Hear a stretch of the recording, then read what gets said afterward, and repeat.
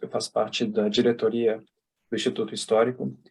O Instituto Histórico Israelita Mineiro é uma instituição sediada em Belo Horizonte e tem o objetivo de preservar e pesquisar a identidade e cultura judaicas estabelecidas em Minas Gerais, principalmente, e no Brasil.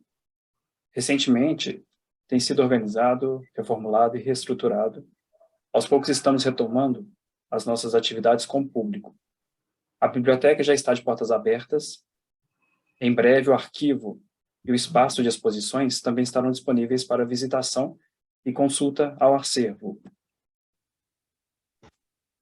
Agora, daremos início à palestra de Laura Andrade, professora, pesquisadora e arquiteta, bacharel em Arquitetura, Urbanismo e Paisagismo pelo UFMG, bacharel em Letras Alemão pela UFMG, mestranda em Estudos Linguísticos pela UFMG, com experiência na área de Patrimônio Cultural. A professora Laura discorrerá sobre o Yiddish, uma faceta tão importante da nossa cultura, da cultura judaica e da cultura dos estudos linguísticos, podemos dizer assim. Então, passo a palavra para a Laura e peço a todos que deixem os microfones desligados durante a apresentação da Laura e caso tenham dúvidas, peço que coloquem o dispositivo de acenar, né, de levantar a mão, que o programa possui. Então, Laura, é com você.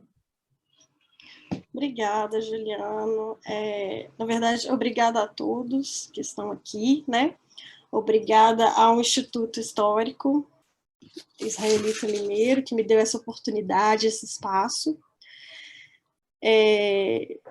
A todo mundo que teve interesse, né? Alguns que são da área, outros não, e né, que tiveram interesse em estar aqui, colaborar e em participar desse evento. E aos participantes também, aos entrevistados da minha pesquisa, que foram essenciais e muito colaborativos, né? Eu estou vendo que tem alguns aqui, fico feliz. Gostaria que mais deles pudessem estar presentes, mas, né, infelizmente, não é todo mundo que pôde. Mas eu agradeço a quem pôde, de qualquer forma. Bom, acho que o Juliano já me apresentou, né? Já falou meu nome, minha formação. Eu comecei a trabalhar com o Yiddish um pouco acidentalmente, eu diria. Né? Eu estudava alemão na UFMG. Durante o meu bacharelado, eu tive contato com disciplinas de transliteração, alfabeto hebraico, com a professora Alexia do COVNI. E com isso, eu comecei a entender a escrita, e a partir daí ficou claro para mim, quando eu li alguns documentos em Yiddish no alfabeto semítico, que é o mesmo alfabeto do hebraico, que eu conseguia entender muita coisa com o que eu sabia de alemão, né? E a fluência no alfabeto. E aí eu comecei a ter esse interesse, fiz a minha graduação, a minha monografia de graduação foi comparativo Yiddish-alemão, e eu continuei a trabalhar com isso, e começamos juntos, né, eu e a Alex, esse projeto com a comunidade judaica em Belo Horizonte, que a gente já queria fazer há algum tempo, e aí eu iniciei o mestrado nisso, né. Bom, eu vou começar a compartilhar aqui a minha apresentação.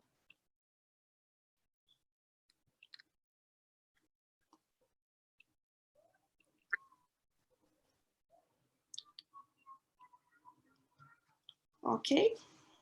Está todo mundo vendo? Dá um ok aí para mim, Juliana. Estamos vendo. Sim. Ok. Tá ótimo. Bom, o título dessa palestra, né, Mameloche, Resta Yiddish em Belo Horizonte. Teve um amigo meu que eu mandei o flyer e ele falou, só entendi 2 palavras aí, Belo Horizonte.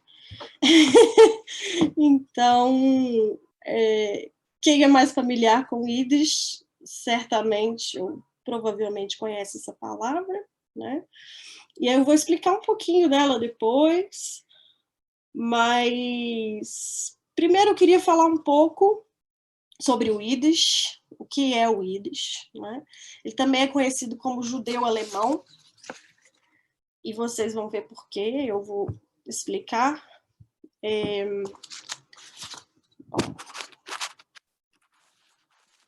Aqui está, eu coloquei um mapa de onde se fala, ou se falava, né, que agora tem muito poucos falantes, mas onde se fala Yiddish, né? Aqui nós temos os grupos judeus, né? Tem ali na esquerda, nós temos a legenda com o grupo Ashkenazita, Sefardita, Ashkenazita misturado com Sefardita, são os listradinhos aí, né, onde coexistem os grupos. Tem os grupos especiais, muito específicos ali na Itália, na Grécia, e tem o Mizarita, né, que é mais ali na direita. Então, o Yiddish ele é o idioma falado específico ao grupo Ashkenazita, né? Então, ele é o idioma da Europa Oriental, basicamente, né? Dos judeus que ocupavam a Europa Ocidental. Tem atestações desde o século IX, só que apesar dele estar bem oriental, ele nasceu na Alemanha, onde hoje é a Alemanha, né, no Vale do Rio Reno. Ele é um idioma germânico, então ele é da família do inglês e do alemão.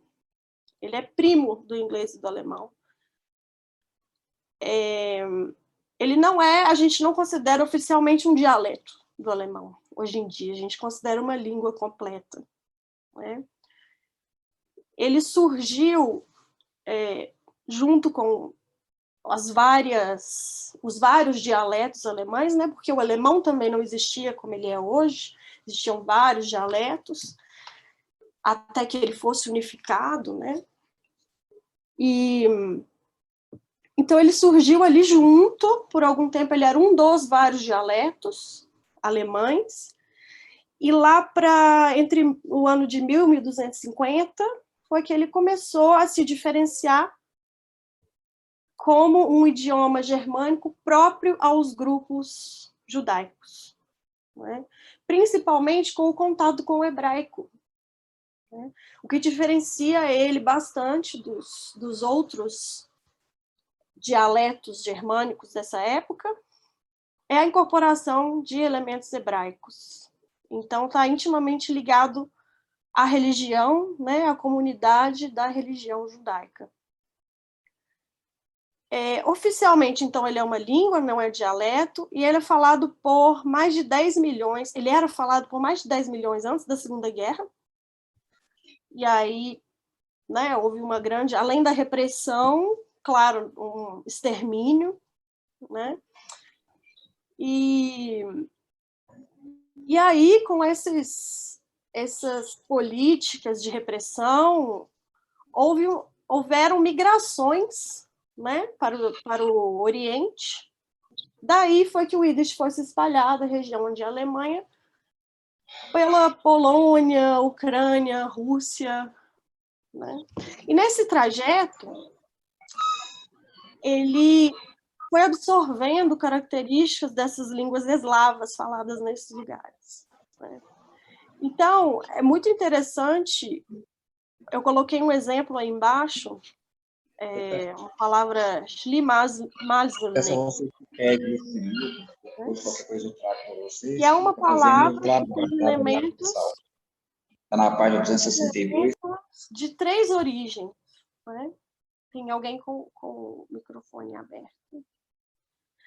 Dê uma conferida, por favor. Mas então essa palavra é um exemplo bacana porque tem tem elementos de três origens, né? Tem o schlimm, do alemão, que é ruim, tem o maser, do hebraico, né? Que, se eu não me engano, é sorte, professor Juliano, por favor, me corrija se eu estiver errado. E tem o nik, que é uma terminação eslava, então formou essa palavra, schlimazelnik, que significa azarado. Lembrando que o Yiddish, uma coisa que eu ainda não mencionei, mencionei rapidamente, é que ele é escrito em caracteres iguais ao do hebraico, né? Então, ali no cantinho direito, inferior direito, vocês podem ver que está escrito Yiddish, em Yiddish, né? E o Yiddish ele tem uma vantagem em relação ao hebraico, para quem conhece hebraico, quem estuda hebraico, é que todas as vogais elas são graficamente representadas por letras mesmo, né? Não por diacríticos, por nada desse tipo. Então, a gente... É uma leitura, eu diria, ou é um aprendizado um pouco facilitado por isso, né? Bom, acho que daí é só isso. Veremos. E as próprias vogais, né? Assim, então, você tem essas vogais com as letras, né? No hebraico, o hebraico é um pouquinho mais misterioso, né? Você Exatamente. tem que adivinhar tem que conhecer bastante para você ir pelo contexto ali, né? E no Yiddish não é tudo muito representado. O Yiddish ele tem uma representação gráfica muito fonética, assim, muito semelhante ao que se fala mesmo, assim, uma representação 1 a 1, eu diria, assim, né? Nada que se fala não está escrito. Então, nesse aspecto, facilita bastante o aprendizado. Bom, vamos aqui, chegamos à palavra Mameloshon, né? O que é Mameloshon? Mameloshon, literalmente, é a língua da mãe, ou a língua materna, né?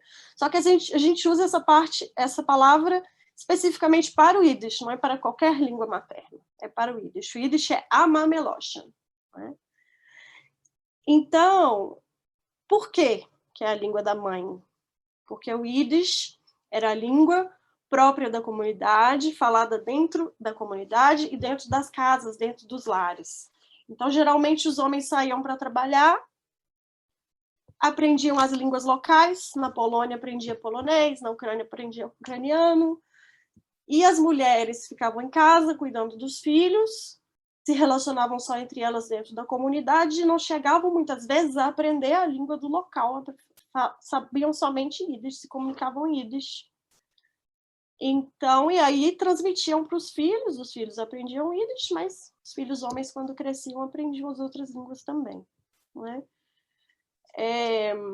Bom, essa é a origem desse termo, assim, eu acho um termo muito especial, né? Um termo muito carinhoso para a língua, assim. Muitos dos meus entrevistados não sabiam dizer, ou mesmo chegaram a dizer que os familiares migrantes para o Brasil nem sabiam a língua do país, só sabiam Yiddish. Então, é uma coisa que realmente assim, se confirmou nas entrevistas.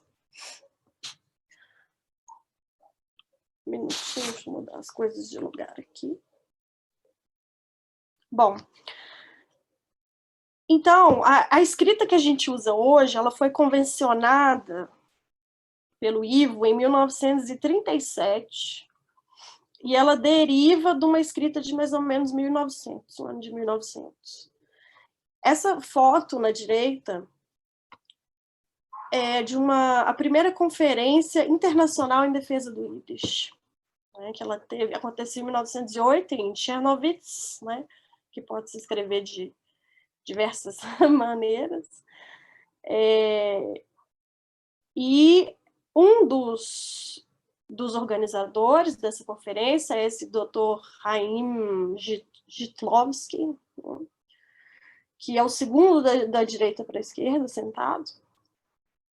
E ele falou uma coisa extremamente interessante, eu achei bem pertinente, que é essa frase aí, que o Yiddish tem as qualidades carentes ao judeu como povo sem continuidade, sem território. O Yiddish é o território espiritual do povo judeu. que é bem bonito, né? O Yiddish, ele não tem território, né? Se o judeu até, né, oficialmente até os anos 60, não tinha território, né? Não, 30, né? 48. 48, obrigada. Israel. Oficialmente o Yiddish também não tem. O Yiddish ele não é oficial em nenhum lugar do mundo, né? Então, ele não tem território, ele é uma língua, foi uma língua por muito tempo de comunicação mundial, né? Entre os judeus, todos os judeus ashkenazitas, né? Ele tinha essa vantagem quando se dominava. Um dos entrevistados também falou, o Yiddish você fala em qualquer lugar do mundo. É uma coisa realmente que foi levada, não é? Bom, aqui nós vamos ver que o Yiddish ele tem grupos dialetais, né? Os grupos dialetais são o seguinte: nós temos primeiro o Yiddish oriental e o Yiddish ocidental, né? O oriental é esse amarelinho, que é basicamente da Alemanha, onde é hoje a Alemanha, e o ocidental, que são as outras 3 cores. Então, no ocidente do ocidental, nós temos o norte, que é o verdinho, e o sul, que são as outras 2 cores, o rosinha, vermelhinho aí, e o azul. Então, dentro do sul, existe essa divisão, essa subdivisão entre centro-leste, que também é conhecido como polonês, o azul, e sudeste, que também é conhecido como ucraniano. Bom, isso é uma divisão que foi estabelecida, né? Nós temos áreas de transição, não é exatamente essa definição, assim, como aparece no mapa, mas é isso que se convencionou. Bom, e quando houve a convencionalização do Yiddish como idioma, foi convencionado que seria adotado como padrão o norte, o dialeto do norte, que é o da Lituânia, que é o que é hoje ensinado nas iniciativas de fomento que se tem, nos materiais oficiais, eles são todos baseados no dialeto do norte. Tem algumas coisas muito diferentes, assim, mas em geral o ocidental ele tem características muito comuns, o oriental já tem coisas bem diferentes, principalmente em questão de vocabulário, que, né, absorveu menos influências ali, eslavas e etc. Então, bom, o que acontece? Esse Yiddish oriental, não é à toa que ele é muito diferente do resto e que ele foi, de certa maneira, abandonado, né? Ele tem pouquíssimos falantes hoje em dia. Hoje em dia, nós vamos ver depois, eu vou mostrar a quantidade de falantes, mas ele está em uma situação muito pior do que o Yiddish do norte, ocidental, tanto do norte quanto do centro-oeste e sudeste.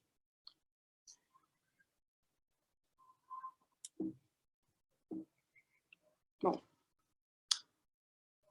aí eu vou falar da minha pesquisa, né? Essa pesquisa que ela está sendo feita ainda, está, né, quase finalizada, é uma pesquisa de mestrado a respeito da sobrevivência do Yiddish em Belo Horizonte. E aí surgem algumas questões, né? O que caracteriza uma língua como viva? Quando a gente se propõe a perguntar, resta Yiddish em Belo Horizonte? O que é restar? O que é que você quer dizer com isso? É uma pergunta subjetiva e envolve várias questões. Uma delas é a questão do patrimônio linguístico. Essas 5 classificações aí, elas são adequadas para o Yiddish. Eu vou explicar cada uma. Primeiro é o patrimônio linguístico, que é considerado pelo IFAM, Instituto do Patrimônio Histórico e Artístico Nacional. Então, ele reconhece patrimônio linguístico qualquer língua que carrega cultura, referência de identidade e memória, que é o caso do Yiddish, né? Ele também é uma língua de imigração, que ele foi trazida pelos imigrantes e foi se perdendo, como é muito comum, né, como praticamente, né, sempre acontece, à medida em que eles foram aprendendo a língua do local, no nosso caso o português, por uma questão de assimilação necessária mesmo, né, à sociedade.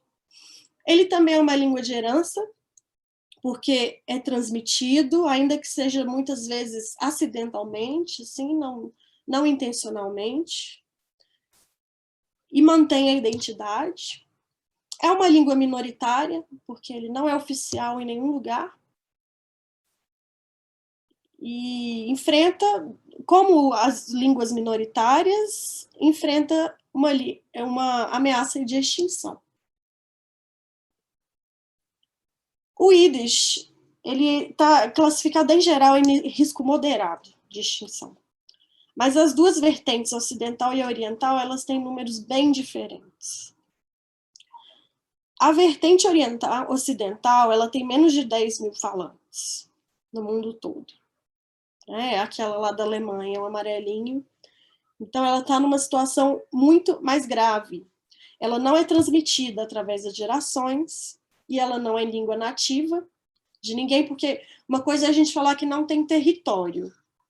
Outra coisa a gente é falar que não é língua nativa, né? Ela pode não ter um território e ser língua nativa, ainda assim. Por exemplo, nos Estados Unidos, onde tem aquelas comunidades racídicas fechadas, as pessoas nascem nos Estados Unidos, elas obedecem às leis dos Estados Unidos, não é uma língua oficial nos Estados Unidos, mas quem nasce dentro da comunidade tem o Yiddish como língua nativa. É a língua principal deles, é a língua que eles usam mais no dia a dia, né? A gente assistindo, né, material na internet, ou filme e tal, você vê que às vezes eles têm até um sotaquezinho para falar inglês, assim, diferente. Então,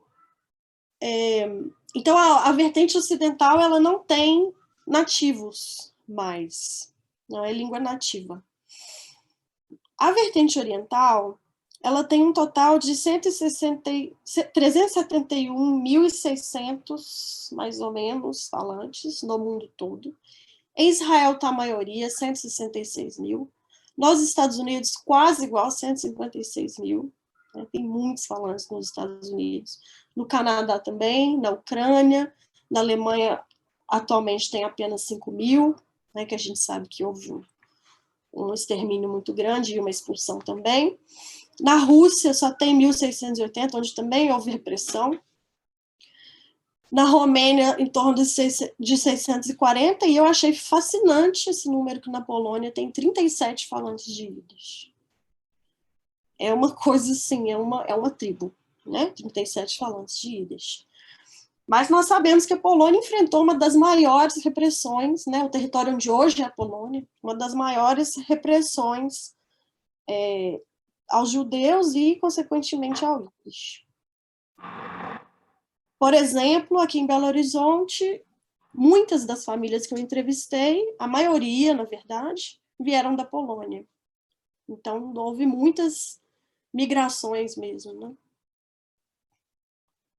Mas como ele tem esse número de falantes maior, o Yiddish oriental, ele está em menor risco de extinção, né? Ele tem 370 mil falantes, ele tem uso institucional, ele tem fomento, iniciativas de fomento, tem cursos, tem estudo acadêmico, tem periódicos em alguns lugares do mundo, tem gramática, tem rádio.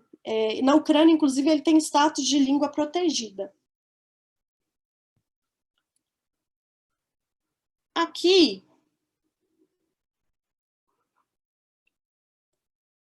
eu coloquei algumas palavras que são incorporadas, do Yiddish, que são incorporadas ao inglês, que foram incorporadas ao inglês. Como em outros lugares do mundo, aqui no Brasil, palavras sobrevivem das línguas que chegam, né?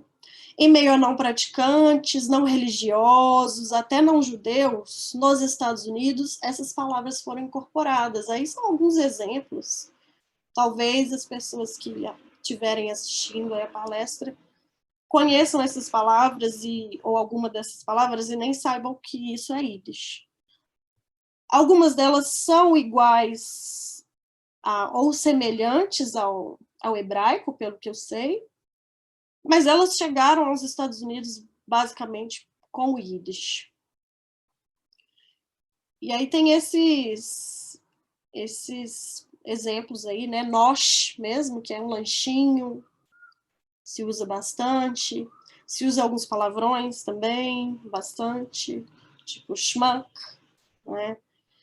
Eu vou falar muito palavrão aqui hoje, tá, gente? Por favor, não se ofendam. Mas muita coisa é palavrão e nós vamos chegar a uma conclusão do porquê. Chutzpah. Chutzpah. Né? Chutzpah. Que aí tá, extreme self-confidence, mas é um pouquinho diferente, né, Juliano? Tem sempre uma coisa que é um pouquinho diferente, assim, nessas palavras que sobrevivem. A nossa chutzpah é pior, viu? Do hebraico, do israelense é pior.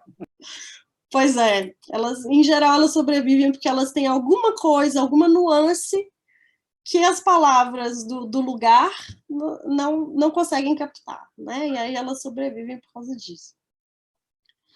Quem assiste aí filmes do Woody Allen ou seriados que tem judeus americanos como Seinfeld, eu estava assistindo recentemente Crazy Ex-Girlfriend também, tem demais essas palavras assim, as pessoas usam, e não só judeus com judeus, mas principalmente em Nova York, essas palavras elas foram incorporadas. Bom, a maioria das palavras que eu utilizei no meu estudo, elas vieram de referências do inglês americano, porque são as referências que existem, na verdade. Eles têm muita literatura a respeito disso, muito estudo a respeito disso, muita literatura do tipo de curiosidade. E aqui, em relação ao português, ao Yiddish no Brasil, eu não encontrei nada do tipo. Então, muita coisa eu tirei de lá, algumas de experiência minha também, do que eu já tinha visto, do que eu já conhecia, experiência que eu tive em curso fora e tal. E aí a gente foi testando. Né? Lá nos Estados Unidos eles têm até esse nome, Yinglish, né? Que é o Yiddish que sobreviveu no meio do inglês, que foi absorvido pelo inglês. Bom, em Belo Horizonte, eu vou fazer um curto histórico aqui, eu imagino que muita gente que esteja assistindo vai saber muito mais que eu, ou talvez eu cometa alguns erros, gente mais antiga, né, que estuda mais a história em si. O meu estudo é linguístico, é sociolinguístico, não é histórico, mas basicamente o que eu tenho para passar para vocês hoje é que o primeiro judeu em Belo Horizonte tem registro em 1896, sendo que Belo Horizonte foi fundada em 1897. Né? Então, é logo na fundação da cidade mesmo. No censo de 1900, havia 37 judeus em Minas Gerais, a maioria em Belo Horizonte, mas não especifica quantos. Em 1922, que foi o ano da fundação da União Israelita, aqui, constavam 20 famílias judias e 2 sinagogas. E até a década de 30, a maioria eram sefarditas, que não falam Yiddish, não falavam Yiddish, né? Falavam a língua própria deles, que é o ladino judeu-espanhol, né? Oficialmente o judeu-espanhol.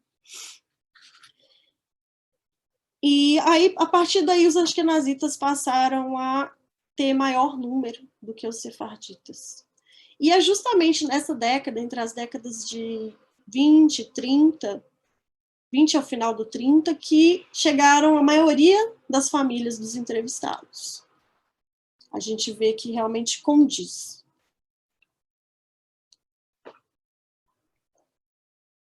Vocês estão vendo minhas câmerazinhas tampando o slide ou vocês estão vendo o slide completo? Tá ok. Eu particularmente estou vendo. Tá, porque o meu eu estou vendo vocês assim, aí tá tampando um pedacinho. Mas ok, então tudo bem. A gente tem, eu coloquei essa imagem aí à direita, que é uma capa de um livro, na verdade, que chama How Yiddish Changed America and How America Changed Yiddish. A gente sabe que toda língua, ela interage com o ambiente, ela modifica o ambiente e ela é modificada ao mesmo tempo. Então, é um exemplo das literaturas que tem americanas, né? E aí, em Yiddish, está escrito ali, picante. Picante, né? A conserva. Mas o que é que eu queria com esse meu estudo? Eu fiz através de 19 entrevistas. Infelizmente, não consegui entrevistar todo mundo que eu queria, ou todo mundo que se dispôs a participar. Até recentemente ainda tem gente me procurando, assim, aí, não vai ter entrevista? E eu tive que encerrar, né, por questão de tempo de pesquisa mesmo. Mas o que eu queria com os meus questionários, as minhas entrevistas? Diagnosticar o tipo de contato que a pessoa tinha com o Yiddish, o grau de contato que ela tinha. Então, eu fiz muitas perguntas sobre a história familiar da pessoa, a percepção do uso por aquela pessoa, assim, a percepção dela do uso na comunidade. Né? Você sabe de alguém que usa Yiddish, de alguém que fala Yiddish? Também o interesse dela pelo Yiddish, o conhecimento e o reconhecimento. Eu trabalhei com esses dois conceitos porque a minha teoria é de que muitas pessoas não sabem Yiddish ou acham que não sabem, mas quando ouvem algumas palavras, reativam essa lembrança e então reconhecem, né? Elas não sabem o que aquilo significa, mas elas reconhecem aquela palavra, elas já ouviram antes, elas ouvem outros parentes falando. Então, eu trabalhei com esses dois conceitos. E, finalmente, descobri o que sobrevive, que tipo de palavra sobrevive, porque o que sobrevive são basicamente palavras ou expressões. Não se usa o Yiddish, não se conversa em Yiddish completamente com o sistema em Belo Horizonte, mas sobrevivem palavras. Quais são elas e por que foram elas que sobreviveram? Eu entrevistei essas 19 pessoas, eles só tinham que ser descendentes ashkenazitas. Não importa se conhecessem, o grau que conhecessem de Yiddish, a ideia era justamente ver também essa diferença geracional, né? A perda que está acontecendo. Bom.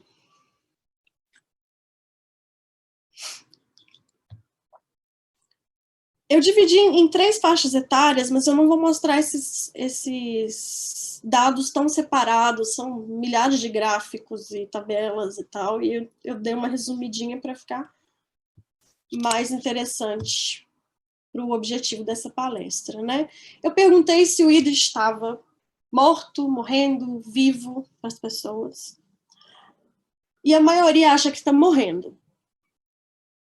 Isso são questões totalmente subjetivas, né? Algumas chegavam a perguntar, mas como assim?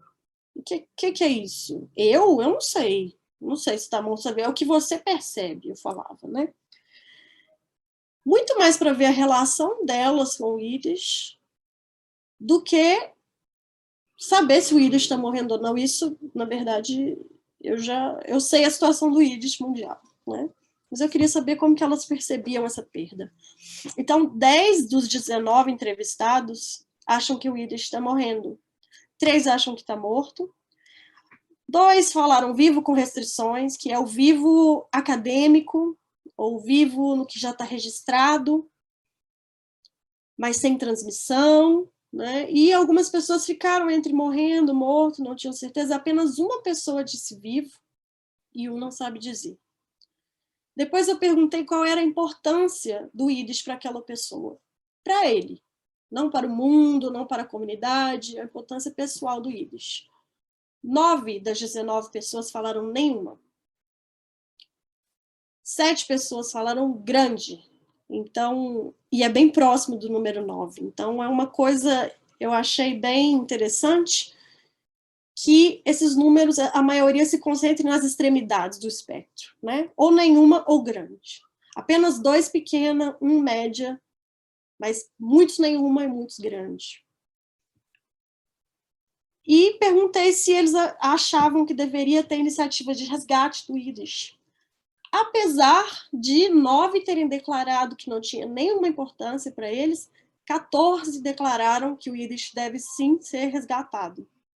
Então, a gente observa que existe um significado cultural para aquela pessoa, ainda que a língua em si não tenha, segundo ela, desempenhado grande papel na vida dela, eles reconhecem a língua, e muitos disseram, como qualquer língua é importante. Então, toda essa carga cultural que vem com uma língua. Depois eu falei palavras em português para as pessoas traduzirem para o Yiddish. Nessa hora era um pânico. O pessoal ficou assustadíssimo, não, eu não vou saber nenhuma, não, eu não vou saber nada. E, de fato, pouca gente soube.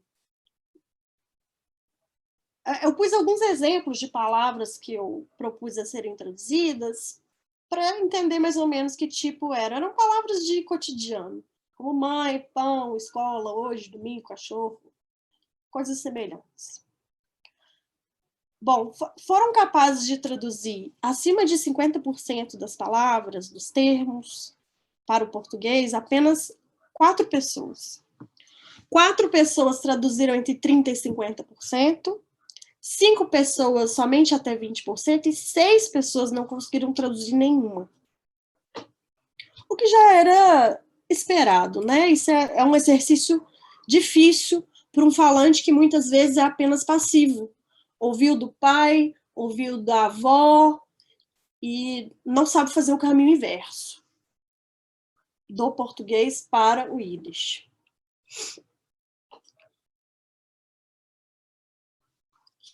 Eu propus alguns conceitos para as pessoas, para eles me dizerem se eles achavam que tinha a ver com o Yiddish. Se para eles o Yiddish era tradição, era família, era herança. Na ordem que eles disseram sim, né, a hierarquia ficou essa aí. Essas são palavras que eu propus. Então, tradição e família são as duas mais escolhidas. Depois tem herança, identidade, afeto, segredo, ironia, preconceito, luto, sagrado, opressão, obsoleto, informal e traduzível por último.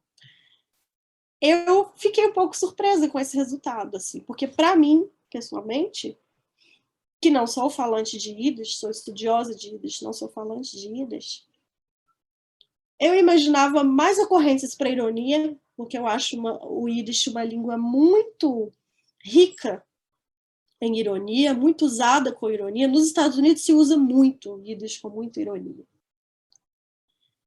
Eu esperava um pouco mais também de intraduzível. O professor Juliano vai me contrariar nessa, porque ele acha que tudo é traduzível, tudo pode ser traduzido, né? Mas eu acho que o Yiddish tem nuances que não podem ser traduzidas. Então, eu esperava que as pessoas se identificassem um pouco com esse conceito, e não foi o caso, ficou lá embaixo, né, em último lugar. Além dessas que eu propus, eu abri para as pessoas dizerem, e para você, o que mais você mencionaria? O que tem a ver com o Yiddish para você? 3 pessoas falaram passado. Todas as outras foram apenas uma pessoa, mas o passado foi dito por 3 pessoas. Eles também disseram arte, brincadeira, comidas, comunidade, dialeto quase familiar, estado de vida, família estendida, graça, hebraico de ouro, humor, ironia do destino, lembrança, memória, nostalgia, resistir, ser humano, sobrevivência, tristeza por lembrar do passado, xingamento e saudade de ouvir.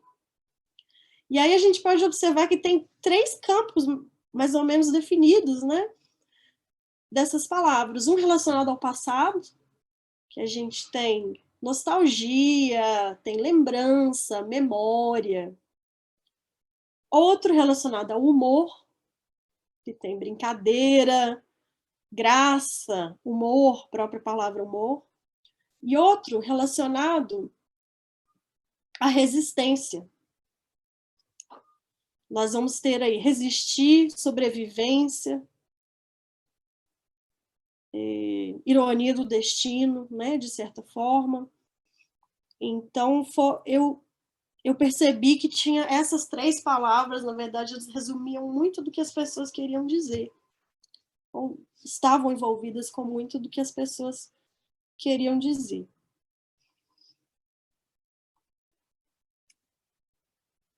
Depois, eu propus situações para as pessoas, para elas reagirem ou responderem em Yiddish. Muitas responderam em hebraico. Até por ter muitas coisas que são iguais ou semelhantes ao hebraico, mas tinha também muitas pessoas que eu entrevistei eram falantes ou estudavam hebraico. Então, o que vinha na cabeça deles era o hebraico, muitas vezes. E eu coloquei algumas respostas que eu esperava, aí essa coluna da direita. Claro que eu aceitei qualquer outra coisa que fosse coerente com a situação. As pessoas que sabiam mais Yiddish, que, digamos assim, pontuaram melhor nas outras etapas da entrevista, elas usaram principalmente expressões literais, em vez dessas que eu esperava aí. Na verdade, muitas dessas nem tiveram ocorrência nas entrevistas. E muitas pessoas responderam com expressões totalmente literais. Então, deixa eu pensar um exemplo aqui. A pessoa começa a contar uma história e você quer saber o resto. Aí existe a expressão nu. Muita gente respondeu nu nessa. Mas aí tem gente que responde: o que aconteceu depois? Eu quero saber, por exemplo. Né? Então, essas são as pessoas que dominam mais. Elas souberam montar frases assim. Foram umas 2 ou 3 pessoas, se não me engano. E aí, essas situações. Então, qualquer resposta que fosse pertinente às situações foi aceita. Apenas as pessoas que responderam às situações. Só uma pessoa respondeu a 100% das situações. Porque a pessoa podia falar, não sei, e pular. Né? Acima de 50%, mais da metade da lista, só foi respondido por 4 pessoas. 3 pessoas responderam entre 30% e 50% da lista, 9% até 20%, e 2 pessoas não responderam nenhuma. O que eu esperava com essa sessão? Eu esperava encontrar coisas do dia a dia, né? Reações, coisas espontâneas que as pessoas acabam falando ou ouvindo, principalmente nas situações mais espontâneas que esse tipo de... que eu esperava se manifestasse a língua. Eu coloquei pouquíssimo gráfico aqui, porque fica uma coisa um pouco complexa a certa altura, mas o que eu queria mostrar para vocês são a diferença entre, vocês vão ver que tem palavras conhecidas e palavras reconhecidas, e existe uma diferença significativa. Eu mencionava a palavra e a pessoa tinha opção. Conheço, significa tal. Reconheço, já ouvi, meu pai fala, mas eu não sei o que é. Tinha também a opção usa, mas pouquíssima gente escolheu essa opção. Praticamente ninguém admite que usa alguma das palavras da lista. E tinha, e a opção não. Nenhuma das anteriores, né? Não conheço, nunca ouvi, não sei.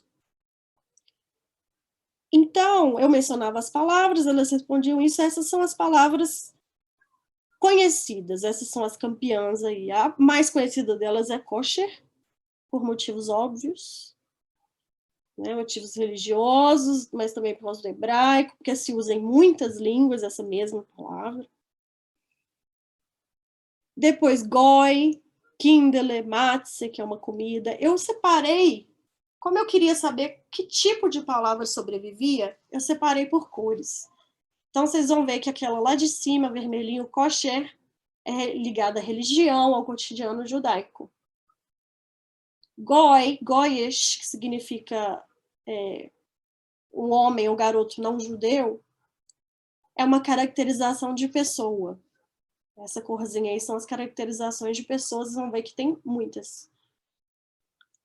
Kindle, eu não consegui encaixar em nenhuma categoria, os que não estão categorizados, eles estão em cinza. Shiksa, que está de verdinho, é uma palavra muito interessante, que shiksa, oficialmente, significa mulher não judia. Ela tem um termo depreciativo, de uma certa forma, principalmente porque, em geral, tradicionalmente, a mãe, né, judia não quer que o filho case com uma mulher não judia. Mas aqui em Belo Horizonte, o que aconteceu é que, quando eu comecei meu estudo, ela se encaixava na categoria caracterização de pessoa. E, entrevistando as pessoas, eu percebi que aqui ela virou um xingamento, na verdade. Ela é uma expressão bastante ofensiva. Ela também significa faxineira ou mulher negra, mas ela é usada ofensivamente, né, como xingamento mesmo. Isso é uma coisa que ela ter se transformado em faxineira, mulher negra, eu acho bem interessante porque tem muito a ver com a realidade do Brasil. Nos Estados Unidos essa transformação não aconteceu. Porque lá não se tinha já na época das migrações, e não se tem até hoje, o hábito de, na classe média, ter empregada doméstica. E aqui no Brasil já se tinha, com o poder aquisitivo não tão grande, se consegue ter uma empregada doméstica. Então, houve essa transformação na categoria da palavra. Eu acho interessante isso. Então, dá para ver aqui que as categorias das palavras conhecidas, a maior parte delas está em vermelhinho, né? A maioria, que são as palavras de religião, cotidiano judaico. São as palavras que continuam sendo utilizadas mesmo em contexto da comunidade, em contexto religioso. Muitas da culinária, eu que não domino culinária ashkenazita, assim, tô esperando, porque me prometeram vários pratos aí. Tô esperando o dia em que eu vou recebê-los, vou comer com prazer. Descobri vários. E então, muitos são culinária, também a culinária sobreviveu bastante. Interjeções, expressões, saudações, que são os amarelinhos, eu esperava mais ocorrências, não foram tantos. Só sobrou oi, vei, que na verdade aqui teve variações imensas, principalmente oi, vei, smir, ou também oi, oi, oi, e outras coisas semelhantes, que é uma expressão dificílima de traduzir. É uma expressão, é um pouco af, uma coisa assim. É quando você recebe uma notícia desagradável, é quando você lamenta alguma coisa, mas eu, sinceramente, não sei como traduzir para o português. Nos Estados Unidos, eles usam oi, vem. Aqui teve essas outras ocorrências. E Gesundheit, né? Gesundheit é saúde, como é em alemão, praticamente idêntico. Também tem as palavras relacionadas à família. Você vê que elas são conhecidas ainda. Elas estão entre... Essas aí são as palavras com pelo menos 20 ocorrências. Teve, né, todas as outras, era uma lista imensa. Mas essas foram as que tiveram mais de 20 ocorrências. Então, as palavras da família, quase todas elas estão entre as principais ocorrências. Tem mame, a mamãe, bobe, que é a vovó, tate, que é o papai, e zeida, que é o vovô. Então, você vê que isso se manteve ainda, pelo menos o conhecimento, por mais que as pessoas não usem.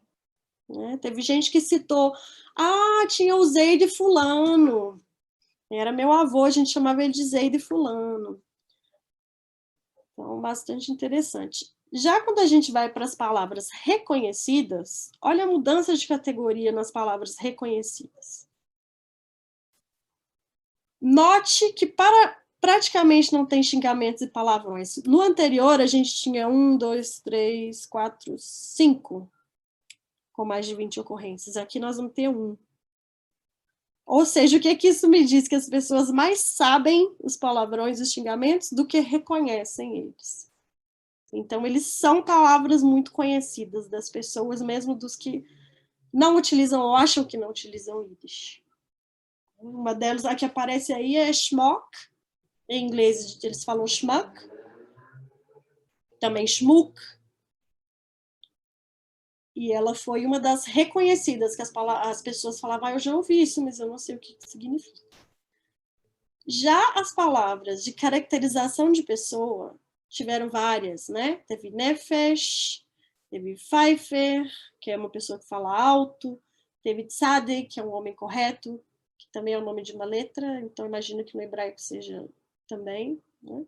Mensch, que é um homem exemplar, Moishe Kapoyer, que é uma pessoa, eu não me lembro, são muitas. Schlepper é muito usado, pelo que eu vi.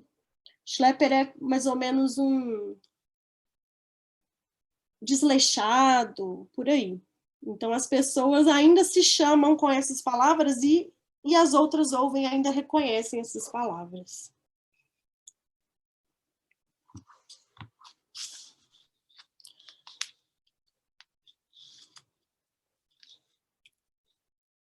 Eu coloquei um gráfico aqui que é do reconhecimento versus conhecimento.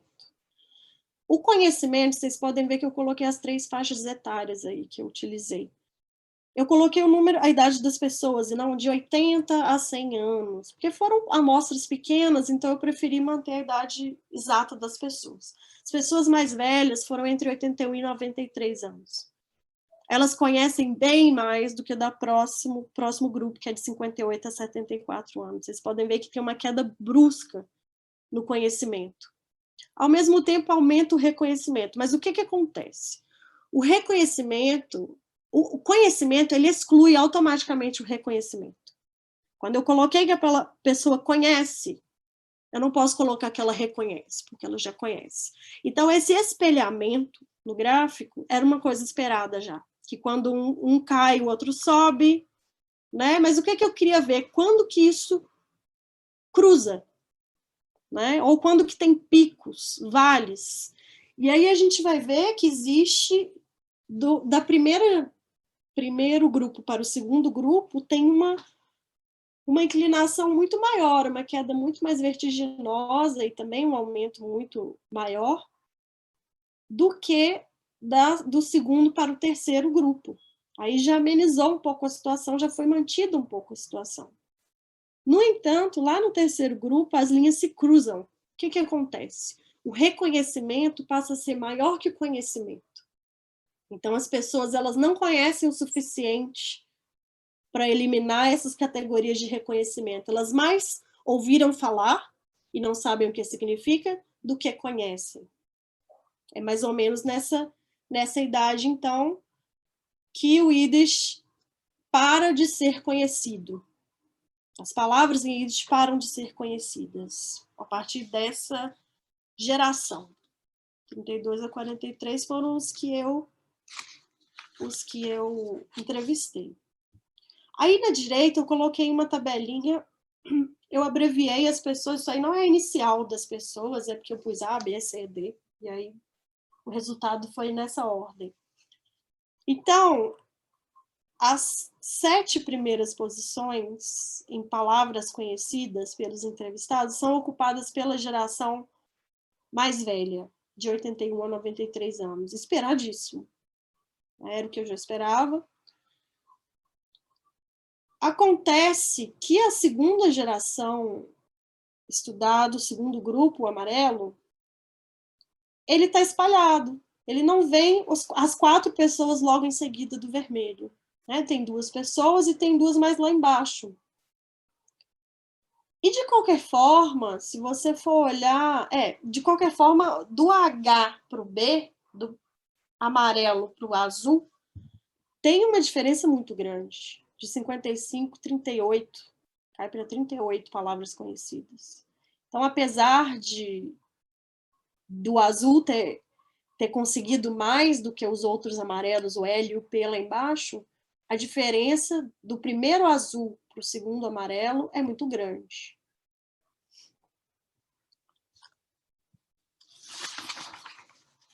São 17 palavras. E aí eu registrei algumas das palavras, essa parte foi divertidíssima, mencionadas espontaneamente pelos entrevistados. Essas pessoas lembravam, às vezes, no meio assim, da entrevista, estava contando a história, tal palavra, Mexigner, lembrei. Então, ou às vezes, quando eu ouvia outra semelhante, falava, tal palavra. E eu anotei essas palavras, aí eu só coloquei as que tiveram, no mínimo, 2 ocorrências, mas ainda tem as que tiveram só uma ocorrência, e eu agrupei as semelhanças. Então, por exemplo, a primeira tem lá, Meshuga, Mexigner, Mexiga, Meshuga, Mexugner, Mexigne.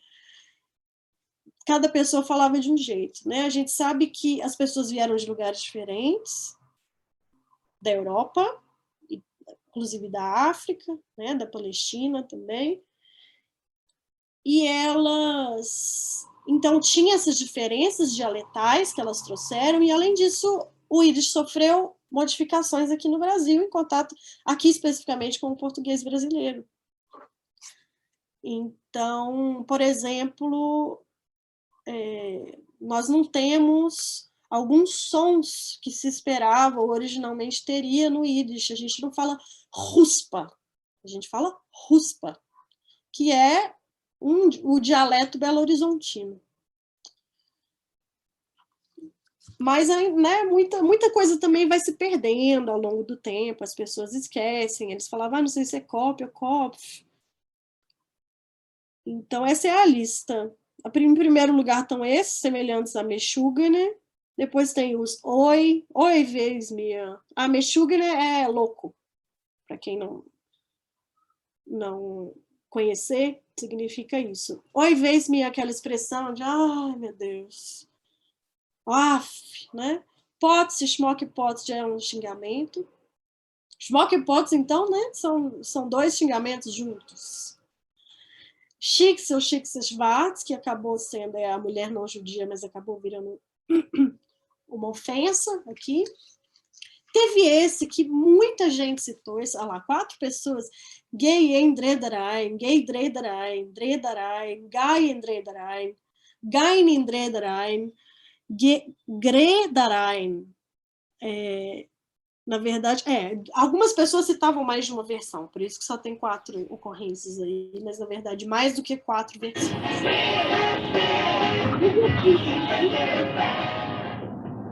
Foi extremamente mencionado, né, que é um prato famosíssimo, que depois eu vou mostrar uma curiosidade para vocês.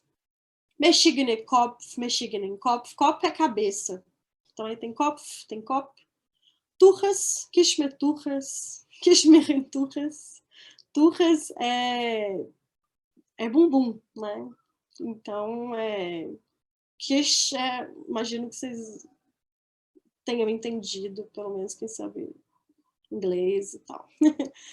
Bagel também é comida, Bobe ou Bobele, que é a vovó. Farvos, Farvus, Farvush, que é por quê, né? Para quê?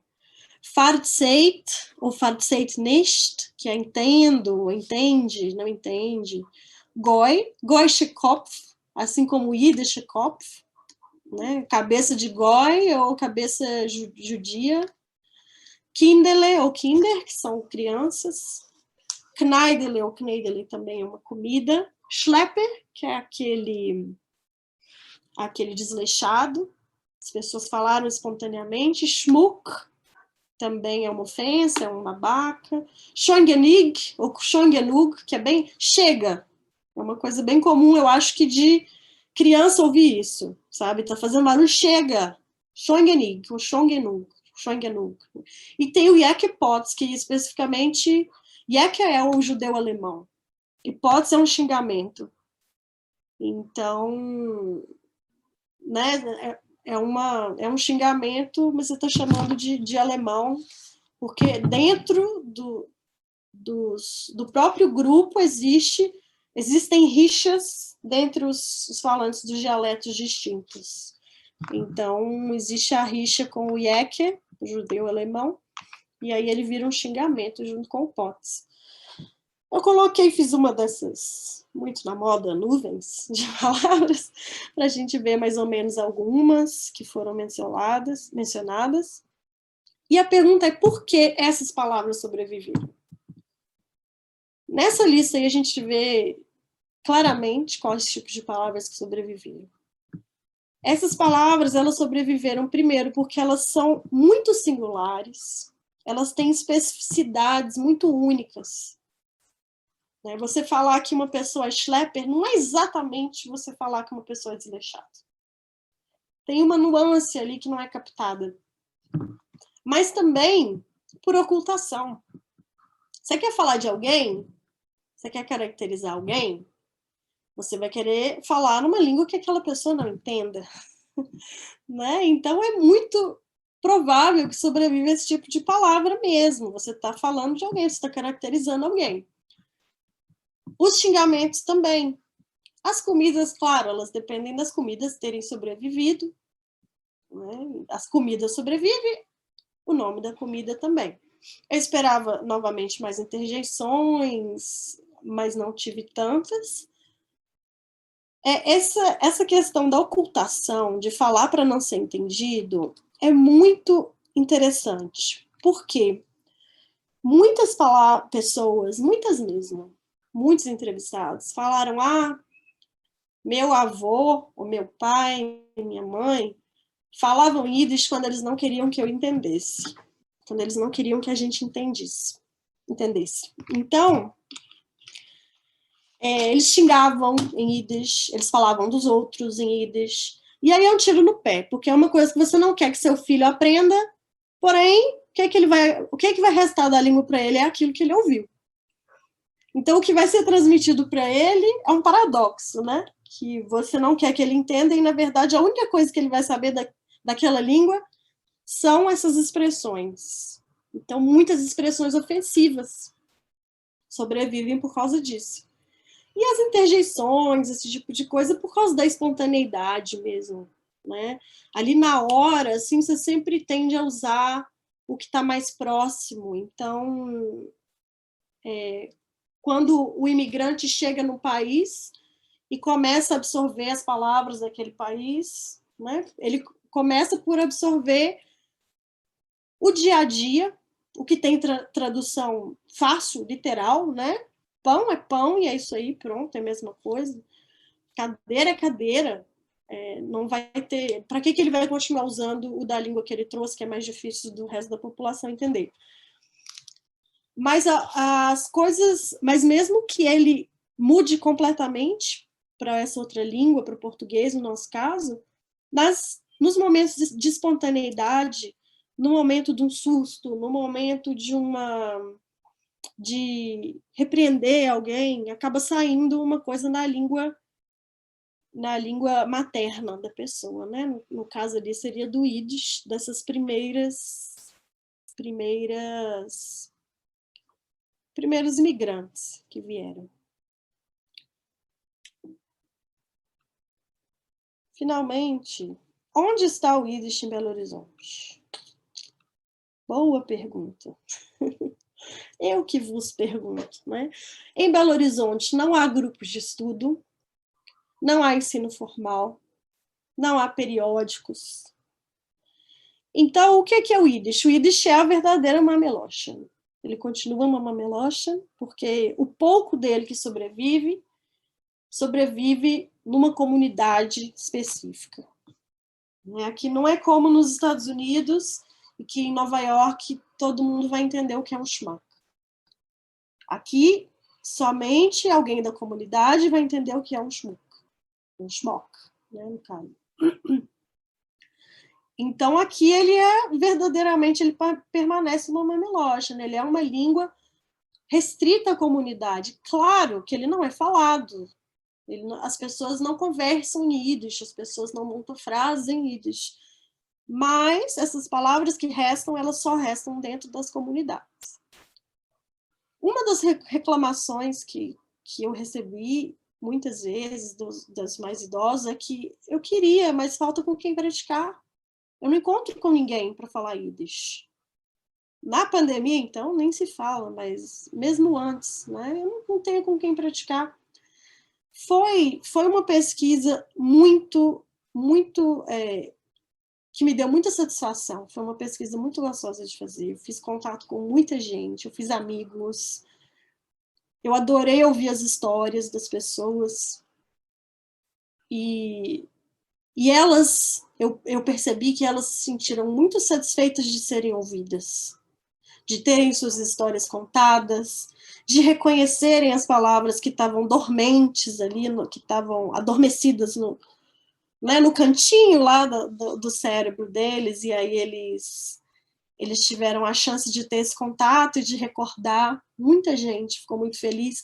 As pessoas mais novas que falavam, não, mas eu não vou poder te ajudar. Eu falava, me dá entrevista, eu preciso de gente mais nova. Mas eu não vou saber nada. E saíam satisfeitas porque viam que algumas coisas eles conheciam sim, mas eles não sabiam que era Yiddish. Então, foi muito legal, foi muito bacana de fazer. Né?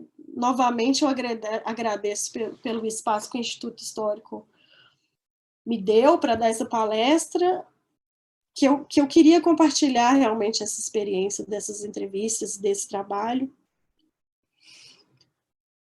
E muitas pessoas também não tinham interesse na língua, e a gente foi fazendo o questionário, e teve gente que chegou no final e falou, porque eu perguntava num certo momento, você tem interesse em aprender Yiddish? E as pessoas mais novas sempre respondiam, eu tenho, mas como qualquer outra língua, não é minha prioridade.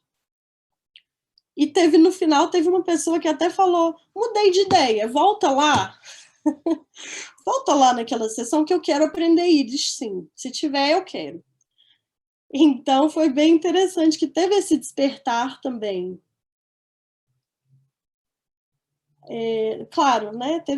Com a pandemia tivemos muitos problemas com entrevistas, muitas entrevistas foram virtuais por causa da pandemia, e aí nós temos um pouco de problema de comunicação, e mesmo quando é pessoalmente, tem o distanciamento que você tem que manter, então também tem um problema de comunicação.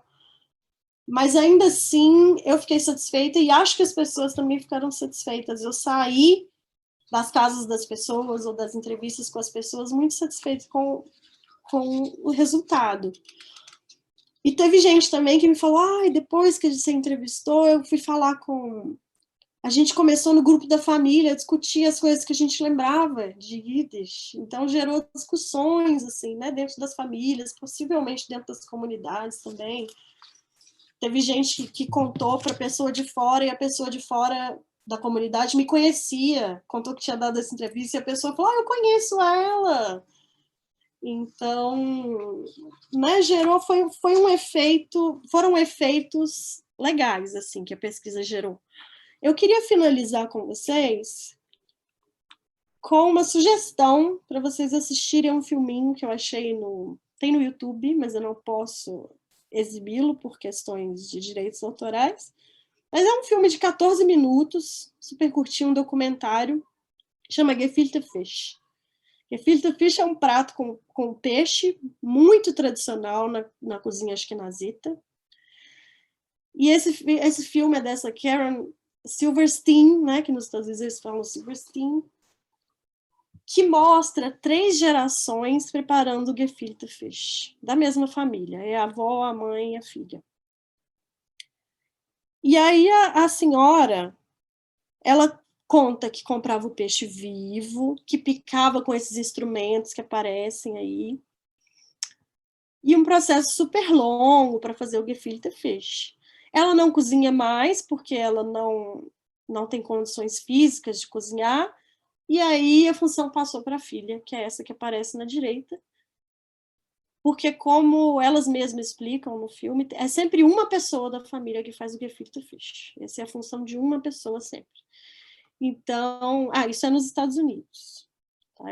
Essas gerações aí. Então, essa segunda geração, essa mulher, ela está usando um processador elétrico, ela compra o peixe fresco, mas ela não compra ele vivo, ela compra ele já morto, e ela põe canela na panela antes, para não ficar muito cheiro de peixe, que ela também acha um pouco desagradável. E moe tudo no processador elétrico e faz.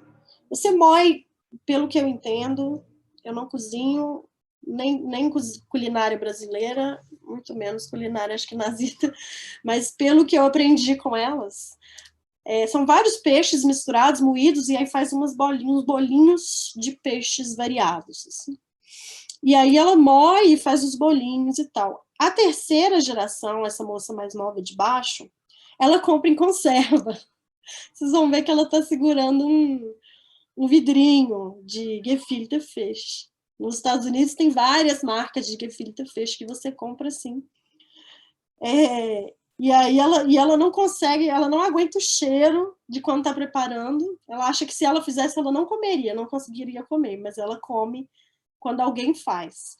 Mas ela entende a carga cultural desse prato na família. Ela fala, bom, eu acho que quando minha mãe não puder mais fazer, eu vou ter que fazer, porque alguém sempre faz. Então, existe essa transmissão. Eu achei uma analogia interessante para o que acontece com uma língua de imigração. Né? É uma simplificação, entre aspas,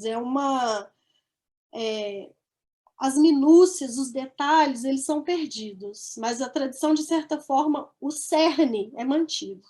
Né? Ela continua comendo gefilte fish, ela sabe que um dia ela vai ter que aprender a fazer, mas nesse momento ela não tem tempo, então ela não se atreve, ela compra direto a conserva, mas eu achei uma analogia interessante, assim, e estou esperando meu gefilte fish.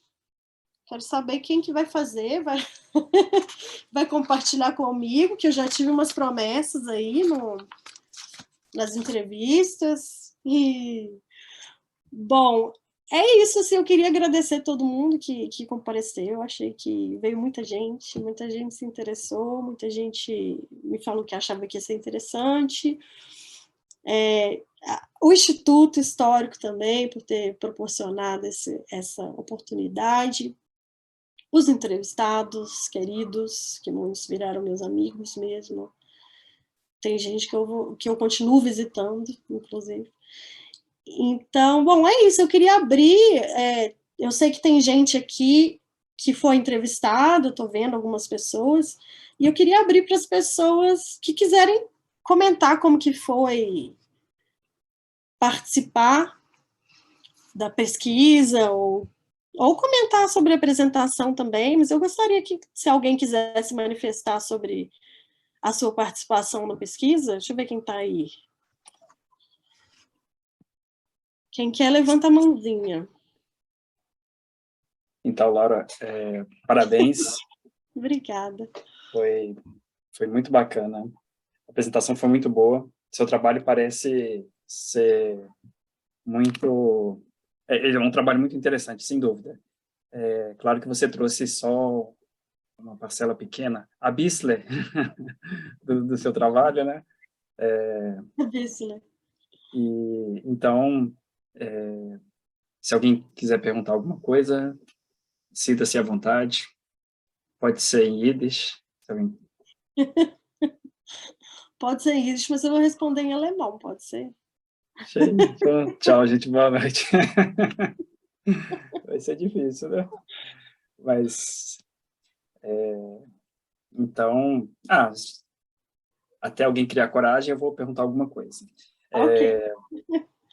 Eu acho muito interessante essa distinção entre modalidades do Yiddish, que você tem um Yiddish que é falado na Lituânia, por exemplo, é um tema caro para mim, inclusive, porque meus avós falavam Yiddish em casa, e então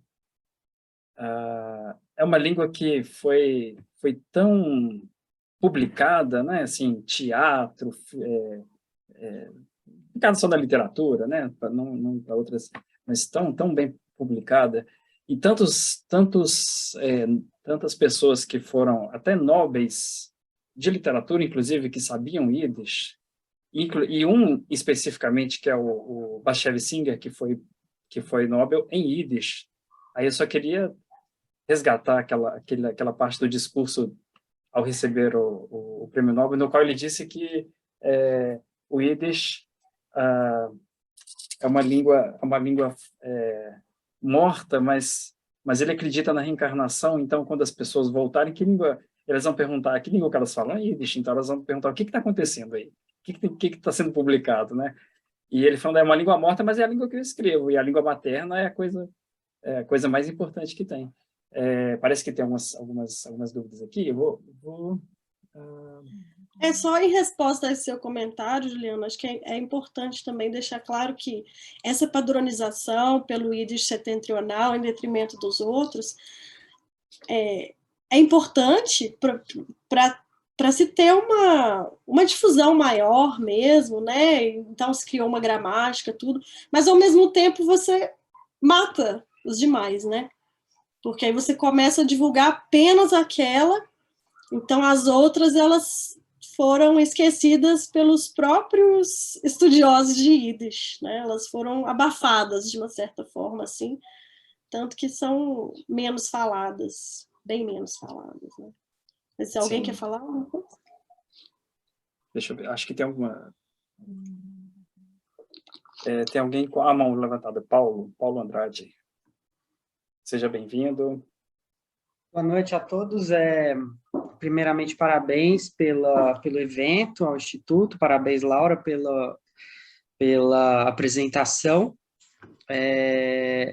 A minha pergunta é uma pergunta um pouco mais, assim, só uma curiosidade. Eu não sei sei que a pesquisa de mestrado sempre é muito corrida, é sempre complicado de ter tempo de verificar tudo. A gente tem que fazer escolhas difíceis quando a gente faz um mestrado, inclusive, como você falou, deixar de entrevistar algumas pessoas por falta de tempo, né? Infelizmente, o prazo vai acabando, a gente acaba, e ainda teve o problema da pandemia, né? Que eu acho que dificultou tudo. Mas eu queria saber se você falou que o Yiddish, nos Estados Unidos, a gente, claro, tem mais estudos sobre isso, né? Assim, de uma espécie de sobrevivência do Yiddish nas comunidades e até de uma transmutação, em certa medida, do Yiddish, né? Como é normal de acontecer em qualquer lugar, né? Como aqui, nas palavras que você apresentou, né? Em alguma medida, elas alteram um pouco o sentido, elas ganham outras dimensões semânticas, dependendo do caso. Eu queria saber se você sabe sobre a Argentina, porque também a Argentina é um lugar em que houve uma imigração muito grande, né, para a Argentina na primeira metade do século XX, e, salvo engano, de Ashkenazi, a maioria, né, e é um lugar em que eu acho que existe uma tradição também de estudo de estudos judaicos, mas assim, com relação a Yiddish, eu queria saber se você sabe se alguém fez algum levantamento similar ao seu, por exemplo, na Argentina, né, com relação a um possível dialeto Yiddish, ou um resquícios do Yiddish, por exemplo, na Argentina, né, se você teve tempo de ver se tem material nesse sentido lá também, às vezes para comparar, enfim, é uma pergunta, eu sei que não é a pergunta mais fácil de responder, muitas vezes, como eu falei, a gente não tem tempo de verificar tudo, mas eu queria saber se você tem essa informação. Obrigado. Não, eu não tenho essa informação. Realmente, na Argentina tem um número de imigrantes muito maior do que aqui, né, de imigrantes judeus. Ainda existe inclusive ainda sobrevive teatro Yiddish, ainda sobrevivem periódicos Yiddish. Então, eles têm um contato maior, sim, com Yiddish do que aqui. Eu não cheguei, pelo menos não cheguei a encontrar nenhum estudo parecido com o meu. No sentido de reconhecimento, então, eu não achei em lugar nenhum. Esse foi um conceito que eu Desde o começo eu queria explorar essa questão do não saber, mas já ter ouvido, né? Reconhecer de certa forma. Isso eu não achei em lugar nenhum. E também não achei os números de falantes de Yiddish na Argentina. O meu portal de referência é o Etnologue, e tinha esses outros números que eu passei de falantes nos outros países, né? Tinha em Israel, e nos Estados Unidos, e na Ucrânia e tal, e não tinha o levantamento da Argentina, curiosamente, porque lá tem bastante ligação com o Yiddish, e eles têm uma afiliada do IVO, que é o Instituto de Estudos Ashkenazitas, né, de maior fomento à cultura ashkenazita, que tinha sede em Vilna, na Lituânia, mas durante a guerra ele foi transmitido para Nova York, então agora a sede dele é em Nova York, mas tem uma afiliada em Buenos Aires, que é inclusive onde eu fiz. Eles ministram curso de Yiddish, você pode fazer pela internet, super vale a pena. Então eles estudam mais do que aqui a respeito desses aspectos, mas especificamente o que eu estudei exatamente, eu não cheguei a ter contato, não.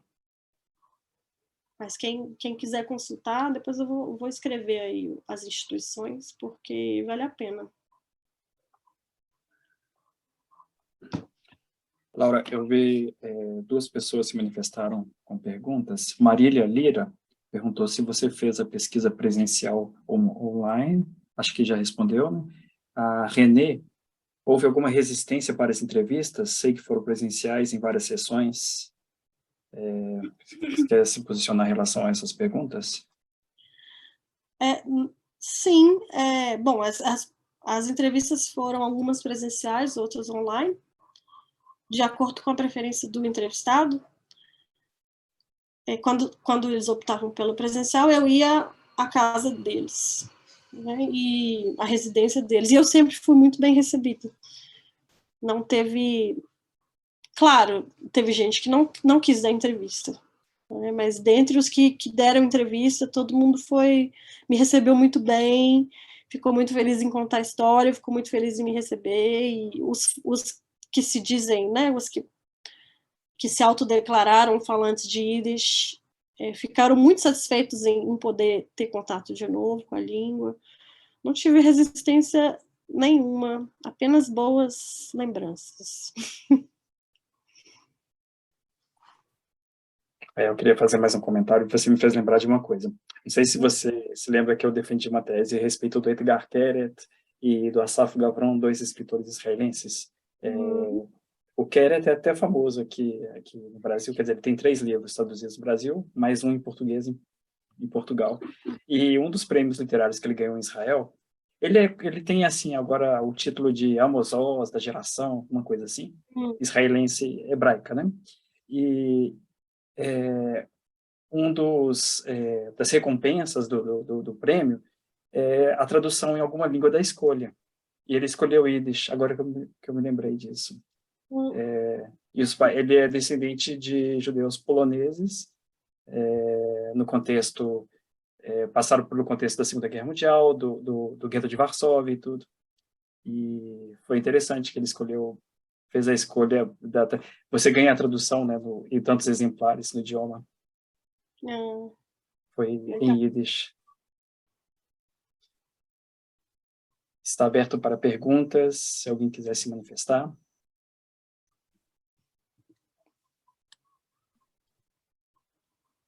Laura, se você animar, a gente pode montar um curso, alguma coisa no Instituto Histórico Israelita Mineiro, de Yiddish, assim, acho que seria uma coisa legal, um resgate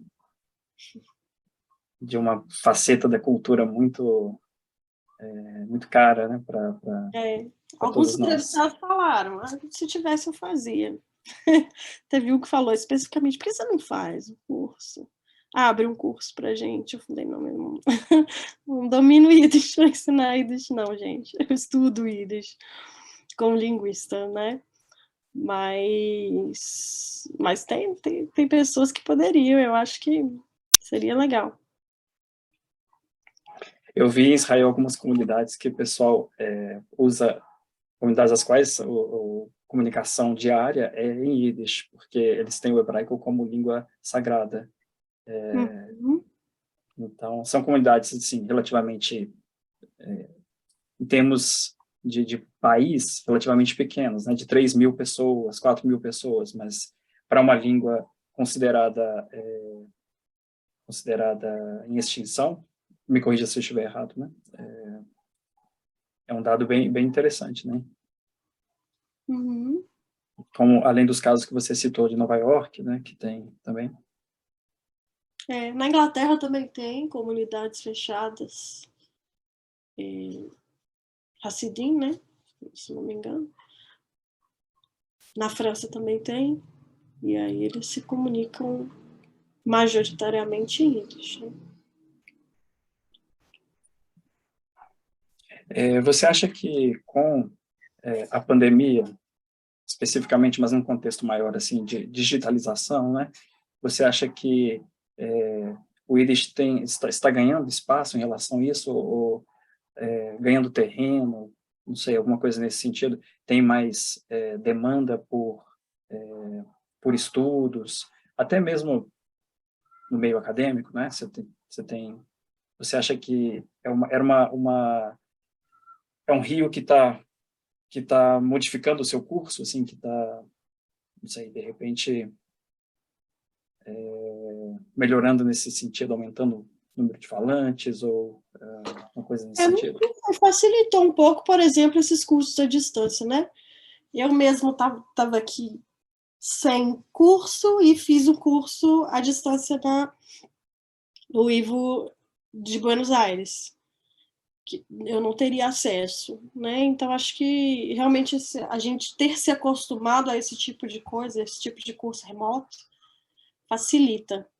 Em termos de estudo, eu não sei dizer, sinceramente, assim, eu acho que talvez, enquanto se intensifique, talvez a transmissão tenha diminuído um pouco, né? Já que o falar é muito importante. Então, se as pessoas que dominam, as poucas pessoas, em sua maioria idosos, deixam de se encontrar, né? Elas deixam talvez de praticar e de transmitir. Isso tudo acho que prejudica. Agora, uma coisa interessante que eu outro dia fiquei sabendo é que agora tem Yiddish no Duolingo. Não sei se você sabe disso. Então, quem quiser se aventurar pelo aplicativo de línguas Duolingo, nada substitui um professor. Eu sou professora, acho que nenhum curso desses substitui um professor, mas é uma prática boa e dá para você brincar ali um pouco. É recente, foi outro dia que passou a ter Yiddish no Duolingo, que eu acho que é um passo muito, muito grande, né? Um reconhecimento muito grande. Sim, Duolingo em português, né? Yiddish português. Sim. Legal. Alguém gostaria de fechar, concluir com alguma pergunta? Então a gente vai se encaminhar para o final. Eu tinha levantado a mão aqui rapidinho. Claro. Posso só fazer uma última pergunta? Desculpa interromper. Eu achei interessante, queria que você comentasse sobre, se possível, Laura, também sobre uma espécie de diferença entre uma percepção do Yiddish das gerações mais antigas, das gerações mais novas, como patrimonializável, né? Quer dizer, eu acho que a gente vive uma época em que a gente tem muito essa ideia corrente, e aqui eu não vou fazer nenhuma crítica a ela, é só constatando mesmo, de que as coisas devem ser patrimonializadas, né? Museificadas ou guardadas, registradas, enfim.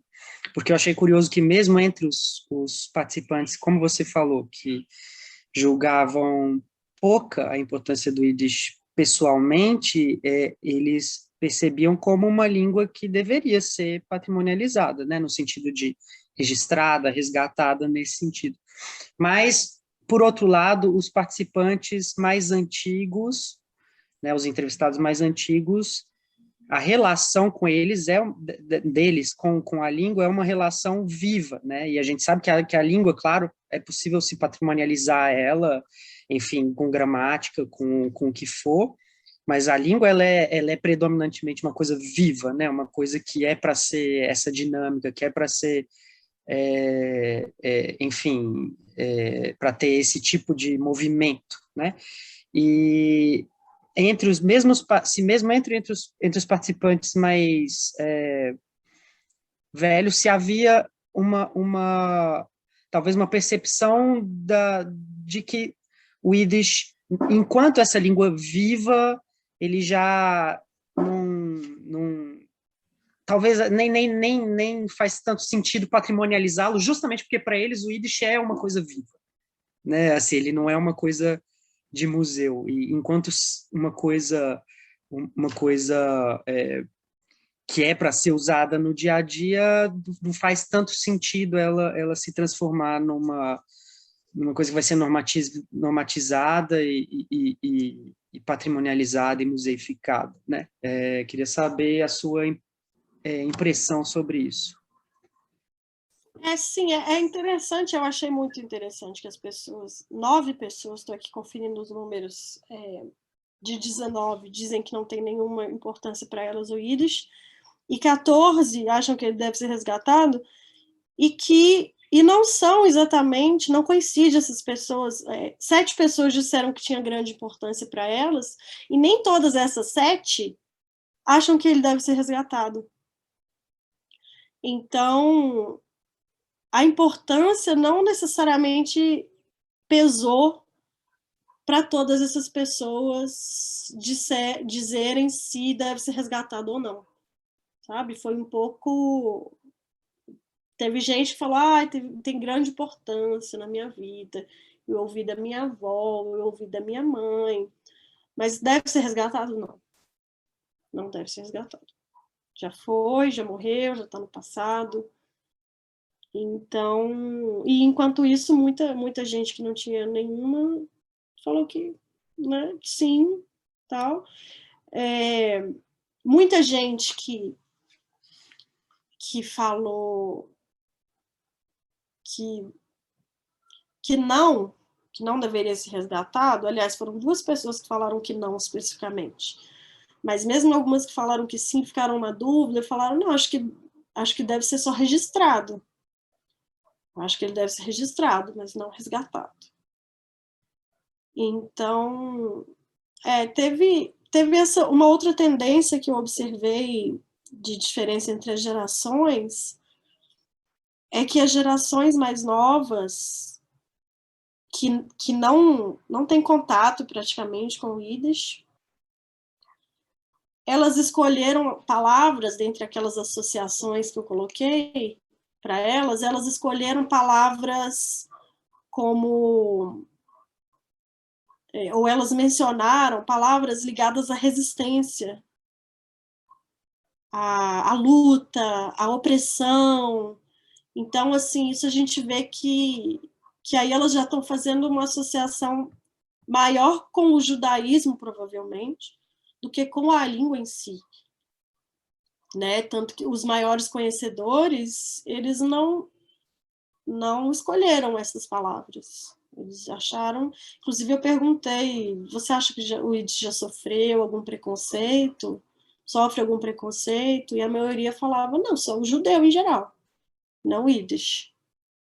Então, acho que para as gerações mais afastadas da língua mesmo, a identificação delas é com o judaísmo em si, né? E elas têm uma ligação mais forte com o hebraico, eu acho, também tem a ver com isso, né? Tem a ver com essa como é que quer dizer, essa padronização do hebraico como a língua do judeu, tanto que muitos deles estudam hebraico ou falam hebraico. De 6 entrevistados, se eu não me engano, 4 ou 5 tinham estudado hebraico.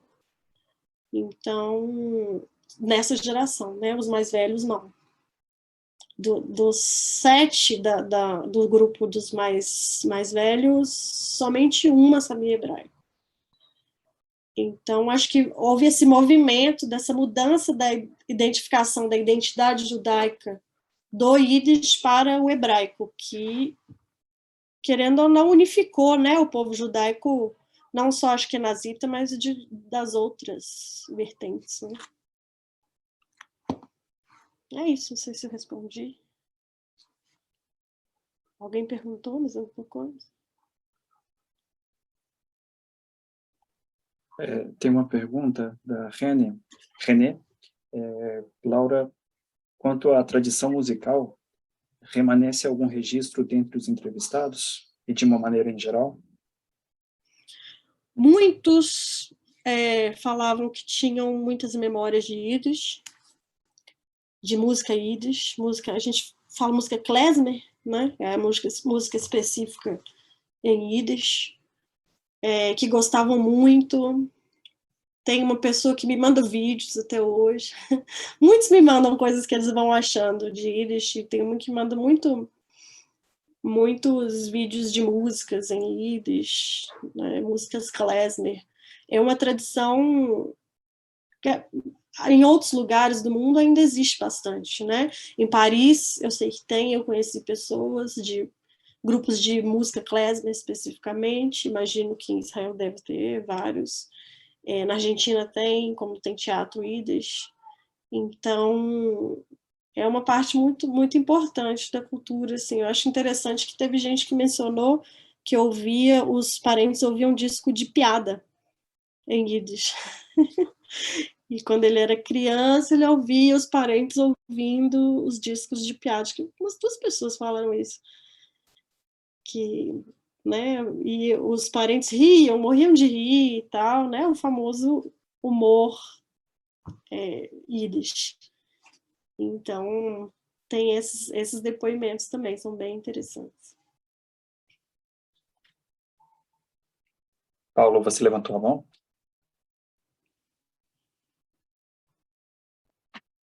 Alexandre Mazak, bem-vindo. Sim, é porque tinha falado, ele tinha levantado, só isso que eu ia falar. Não, só quis chamar a atenção é porque acabou passando batido e aí só para que você tinha compartilhado, né? Deixa eu aí falar. Ah, tá bom, obrigado. Não, eu ia comentar boa noite, né, a todos. Eu ia comentar, eu sou de São Paulo, né, eu estou aqui em São Paulo, e a gente teve, né, um bairro aqui em São Paulo que era o Bom Retiro, né. O Bom Retiro, ele foi, de uma certa forma, um certo shtetl durante um período, né. E eu lembro de criança, eu vim de uma família judaica que falava alemão, né, meu avô era austríaco, né, e a gente meio que, meu avô, ele entendia Yiddish, conversava Yiddish, mas ele nunca quis que a gente aprendesse Yiddish, que ele falava alemão em casa, né. E eu lembro de pequeno ir no Bom Retiro com ele, né, e ouvir ele conversando Yiddish com, né, naquela época tinha muitos judeus, hoje em dia praticamente não tem mais judeus lá, né. E eu tenho essa lembrança de que lá em casa o Yiddish era uma coisa que, não, essa é uma língua que a gente não deve conversar, a gente não deve falar nessa língua, a gente não deve falar Yiddish, né. Né, tinha uma estigmatização por parte dos judeus alemães, né, essa coisa do Yiddish ser uma coisa como se fosse uma corruptela do alemão, né. Uhum. E eu ia comentar que a professora Berta Waldman, ela tem um livro, né, aqui da USP, e ela tem um livro que chama-se O Teatro Yiddish em São Paulo, que é bem interessante. Ela pegou vários depoimentos, inclusive ele vem com um CD, quando você compra, não sei se está esgotado ou não, faz muitos anos que eu comprei. Ele vem com um CD com os depoimentos, né, do teatro do Taíbe, né, Teatro de Amador Israelita Brasileiro, que fica lá na rua Três Rios, no Bom Retiro. E é bem interessante o trabalho dela, eu achei bem legal, assim. Qual que é o nome dela, Berta? Beata Waldman, eu vou colocar aqui no chat, professora aqui da USP. Beata Waldman. Eu coloquei no chat aqui. Obrigada. Chamou O Teatro Yiddish em São Paulo. E é bem interessante esse livro. Bacana.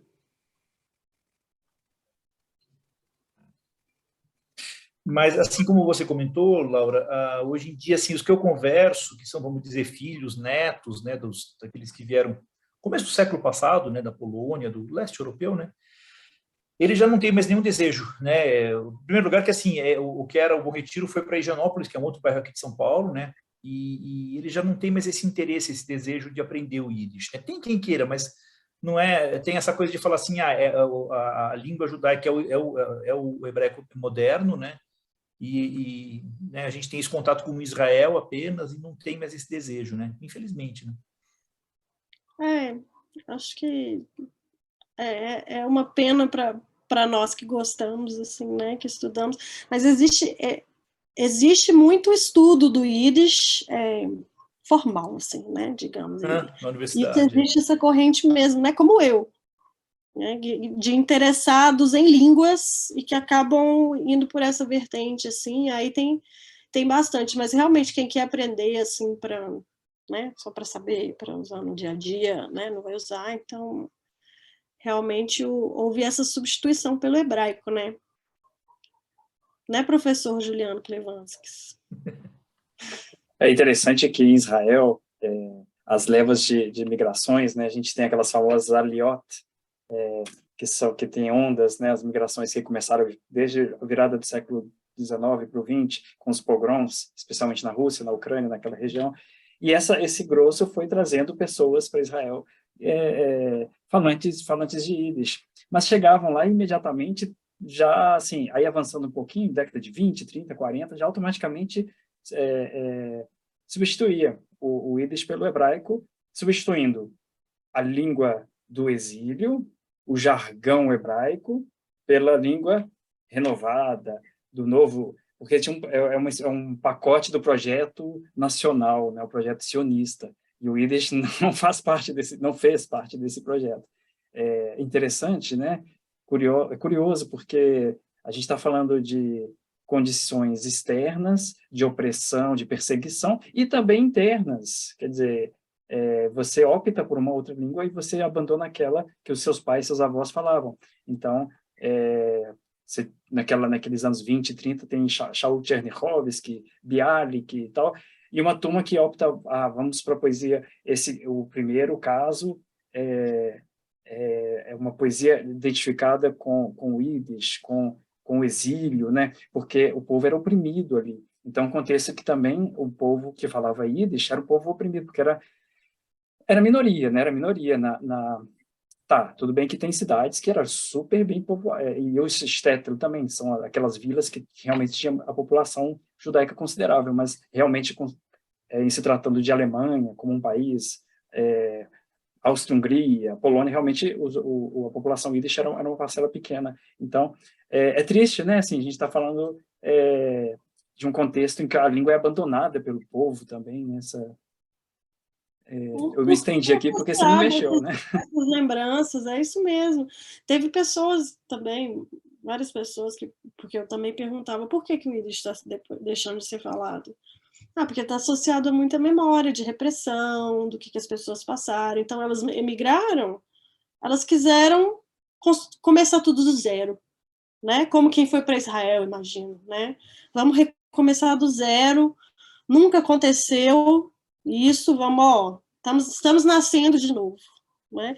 E acho que a escolha da cidade, Belo Horizonte, tem muito a ver com isso. Era uma cidade que estava nascendo, né? Então, era uma cidade que tinha muita perspectiva de crescimento, que recebia muito bem, não tinha políticas de barrar imigrantes, né? Então, numa fase que, se eu não me engano, Buenos Aires, na Argentina, estava exatamente nessa fase que vieram para cá, estava se barrando imigrantes na Argentina. Então, teve essa escolha de Belo Horizonte, teve a ver com, aparentemente, com o clima ameno também, naquela época era mais ameno, né? Que era mais fácil deles adaptarem, muita gente veio do Rio para cá, ou porque não dava certo, negócios lá, né? Em geral isso, por motivos financeiros, e aí vinha para cá, que era uma cidade que estava crescendo. Então, teve isso, mas realmente foi muito do abandono, ele foi pensado, foi escolhido por estar relacionado à opressão sofrida, ao trauma. Ele é a língua falada na época do trauma, né, infelizmente. E aqui no Brasil, eu imagino que na época da guerra também, Eu imagino que sofresse a mesma repressão do alemão, assim, né? Porque está muito associado ao alemão, e brasileiro que ouve Yiddish alemão é tudo parecido. Então, imagino que também na época da guerra não fosse muito legal falar Yiddish no Brasil, né? Sim. Alguém gostaria de perguntar? A gente já está com quase 2 horas, né? Quando o tema é bom, quando a palestrante é excelente, acontece isso. Eu gostaria de, em nome do Instituto Histórico Israelita Mineiro, te agradecer, Laura, pelo conhecimento, né, passado, e fica o convite para próximas palestras, cursos. Quero agradecer aos participantes também. Estou vendo aqui que tem gente não só de BH, mas de outros estados. Então, e volto a parabenizar, né, que você está fazendo uma pesquisa muito, muito importante. Pesquisa de divulgação, você está colhendo informações que a gente não tem, a respeito da identidade, diz respeito aos judeus de BH, diz respeito a Belo Horizonte, a Minas Gerais, e te desejo muito mazala, muita sorte, e o Instituto está de portas abertas para você, para todos. O Instituto Histórico, ele se localiza na União Israelita, né, que você citou como a instituição dos anos 20. A gente tem uma biblioteca considerável, com em torno de 10 mil exemplares, com temas judaicos, Yiddish, né, uma biblioteca potente nesse sentido. Coisas relacionadas a Israel, a judaísmo, Yiddish, né? Judaísmo, né? Que é muito... Então, quando eu falo judaísmo, a gente tem cabala, tem de tudo, né? É uma riqueza muito grande dentro de um título, né? E aos poucos a gente está retomando, então a gente já está com a biblioteca aberta, o arquivo e o espaço de exposições, né? A gente recém criou um museu interativo, muito bacana, diz respeito ao judaísmo e à história judaica, estão todos convidados. Peço que liguem, mandem um e-mail, se informem antes que eu não estou sabendo, assim, em relação à programação, como que está.